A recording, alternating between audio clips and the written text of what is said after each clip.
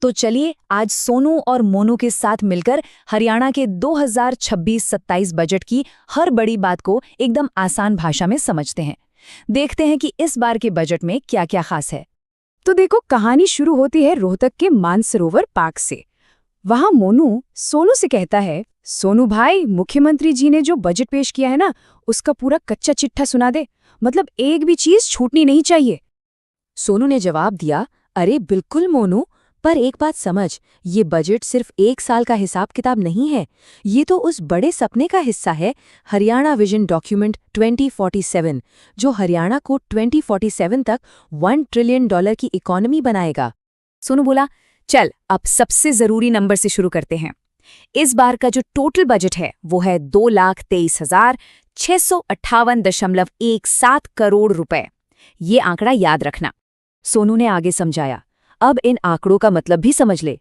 देखो, ये बजट पिछले साल से 10.28% ज्यादा है। राजकोषीय घाटा मतलब सरकार की कमाई और खर्च का जो अंतर है, वो जीएसडीपी का सिर्फ 2.65% है, जो कि बहुत अच्छा साइन है। कैपिटल एक्सपेंडिचर यानी कि भविष्य के विकास पर 28,205 करोड़ रुपए खर्च होंगे। और सबसे कमाल की बात, सरकार पर कर्ज बढ़ने की जो रफ्तार थी वो 10.3% से घटकर सिर्फ 4.91% रह गई है। तो सवाल ये है कि इस बड़े बजट के पिटारे में आखिर है क्या?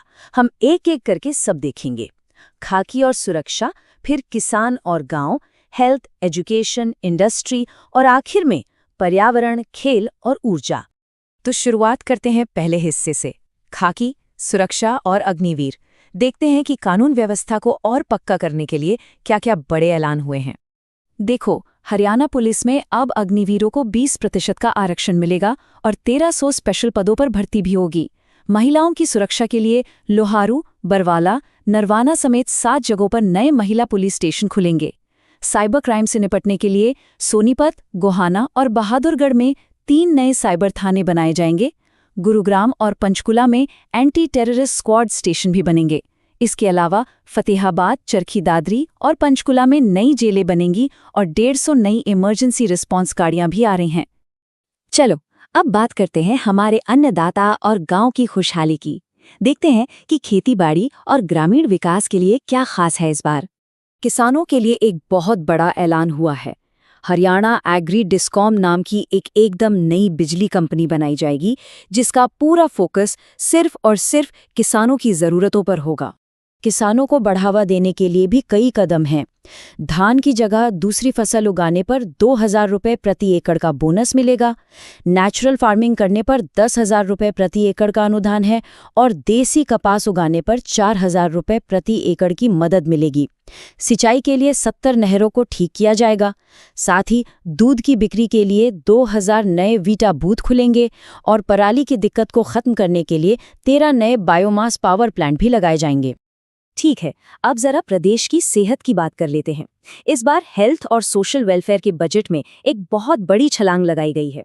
स्वास्थ्य बजट में इस बार जबरदस्त मतलब 32.89% की बढ़ोतरी हुई है। ये बढ़कर अब 14,007.29 करोड़ रुपए हो गया है। इससे पता चलता है कि हेल्थ सर्विसेज को बेहतर बनाने पर पूरा जोर है।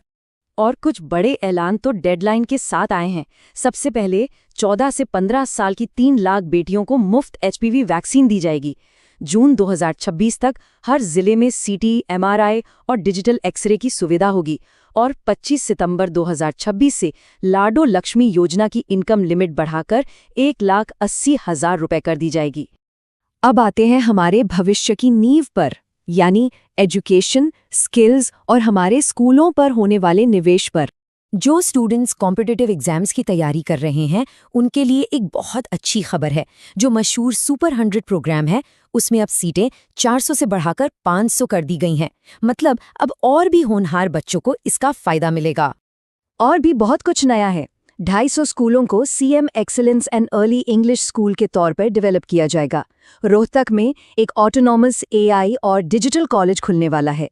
हर विधानसभा में एक एग्जाम सेंटर बनेगा और शुरुआत कुरुक्षेत्र से होगी। टीचर्स को फ्रेंच, जर्मन और जापानी जैसी फॉरेन लैंग्वेजेस भी सिखाई जाएंगी।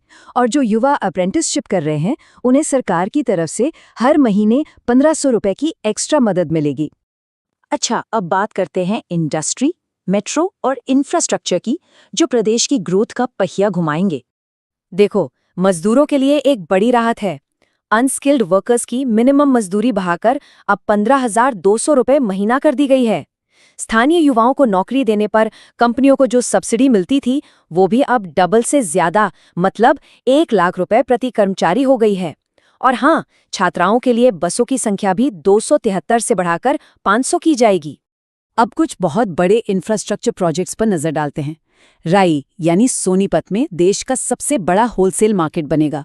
44 किलोमीटर लंबा गुरुग्राम फरीदाबाद नोएडा आरआरटीएस कॉरिडोर बनेगा, जिससे कनेक्टिविटी कमाल की हो जाएगी। दिल्ली मेट्रो की रेड लाइन को कुंडली तक बढ़ाया जाएगा। करनाल में 600 एकड़ में एक नया ग्रीनफील्ड एयरपोर्ट बनेगा और ट्रैफिक की समस्या कम करने के लिए 18 नए रेलवे ओवरब्रिज और 12 नए रेलवे अंडरब्रिज भी बनाए जाएंगे। और आखिर में बात करते हैं पर्यावरण, खेल और ऊर्जा की, मतलब एक हरे भरे और फिट हरियाणा के निर्माण की। पर्यावरण के लिए इस बजट में एक बहुत ही इमोशनल और ज़रूरी अभियान शुरू किया जा रहा है, जिसका नाम है एक पेड़ माँ के नाम। और भविष्य के प्लान पर नजर डालें तो हरियाणा रुकने वाला नहीं है। हांसी को 23वें मॉडल जिले के तौर पर विकसित किया जाएगा। खेलों में देश का नाम रोशन करने के लिए मिशन ओलंपिक 2036 के तहत 21 नए स्टेडियम बनेंगे। एंटरटेनमेंट के लिए पिंजौर में एक फिल्म सिटी बनाई जाएगी और वर्ल्ड बैंक की मदद से क्लीन एयर और वाटर सिक्योरिटी जैसे बड़े प्रोजेक्ट्स भी लागू होंगे।